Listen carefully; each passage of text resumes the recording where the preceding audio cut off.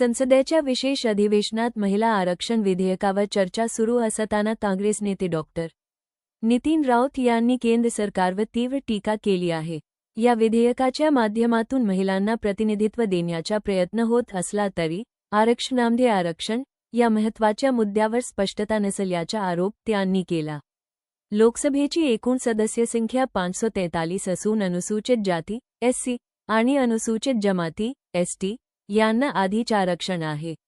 अशा परिस्थितीत महिलांसाठी स्वतंत्र आरक्षण लागू करताना एससी, एसटी आणि विशेषतः ओबीसी प्रवर्गातील महिलांना स्वतंत्र कोटा मिळणार का, हा मोठा प्रश्न निर्माण झाल्याचे राऊत यांनी सांगितले।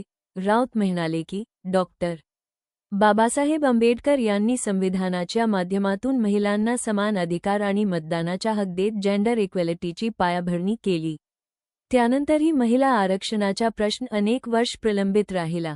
काँग्रेस सरकारच्या काळात सोनिया गांधी यांनी हे विधेयक आणण्याचे आश्वासन दिले होते, मात्र 2014 नंतर सत्ता नसल्याने ते शक्य झाले नाही, असे त्यांनी नमूद केले।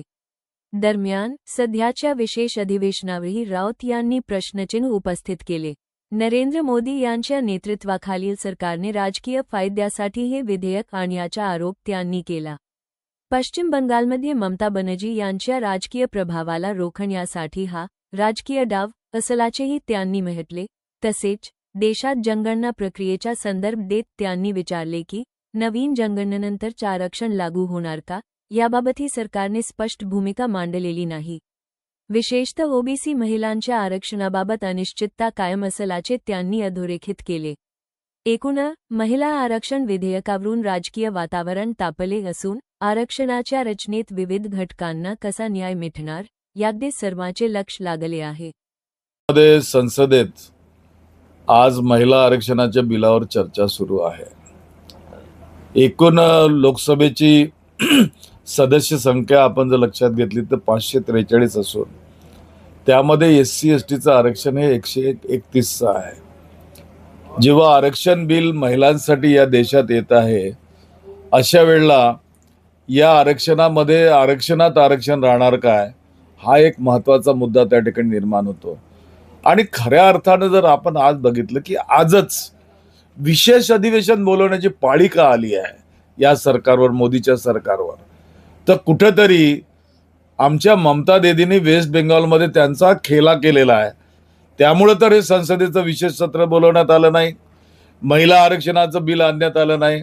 मला आठवतं की देशाचे संविधान निर्माते परमपूज्य डॉक्टर बाबासाहेब आंबेडकर यांनी या देशातील महिलांना पहिल्यांदा मतदानाचा अधिकार जगामध्ये मिळवून देण्याचं काम या ठिकाणी केलं। संविधानाच्या माध्यमातून जेंडर इक्वॅलिटी म्हणजे पुरुष आणि स्त्री यांना समान अधिकार देण्याचं या ठिकाणी काम केलेलं आहे। आणि जेव्हा महिला आरक्षणाची चर्चा मागच्या काँग्रेसच्या काळातील संसदेत जेव्हा झाली मागणी, त्या संसदेमध्ये अनेक लोकांची भाषणं झालेली आहेत आणि आमच्या नेत्या श्रीमती सोनिया गांधी यांनी महिला आरक्षण बिल आणू असं आश्वासित केलेलं होतं, परंतु 14 पासून आमची सरकार नसल्यानं ते आणण्यात आलं नाही। मध्यंतरीच्या काळामध्ये मोदींना श्रीमती सोनिया गांधी यांनी विनंती केली आणि महिला आरक्षणाचं बिल आणावं हे सुद्धा सुचवात या ठिकाणी केलाय। तर कुठेतरी राजनीतिक खेळा या निमित्तानं होत असल्याचं चित्र या ठिकाणी दिसते आहे की महिलांना कसं आपल्याला आपल्या फेवरनी त्यांचं मतदान मिळावं आणि त्या मतदानातून आपण ममता दीदी आणि इतर सरकारांना त्या ठिकाणी उद्ध्वस्त करायचं, हा डाव तर नाही या मोदी सरकारचा। आणि त्यामुळं हे बिल या ठिकाणी आणण्याचा प्रयत्न झालेला आहे। आता बिल येत आहे या ठिकाणी, परंतु या बिलामध्ये आरक्षणाच्या मुद्द्यांवर म्हणजे महिला आरक्षण तुम्ही जनरल कॅटेगरीमध्ये देणार, मग रिझर्वेशन कॅटेगरीमध्ये देणार आहात की नाही, एससी एसटी मध्ये देणार आहात की नाही, आणि ते देत असताना ओबीसी समाज मोठ्या प्रमाणामध्ये आरक्षणाची मागणी लावून धरतो आहे।